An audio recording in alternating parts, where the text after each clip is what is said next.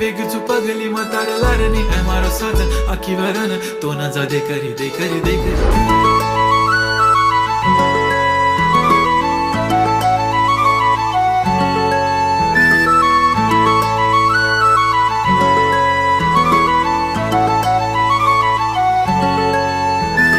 छनछनन पैंजण चांदीचा कमर बंद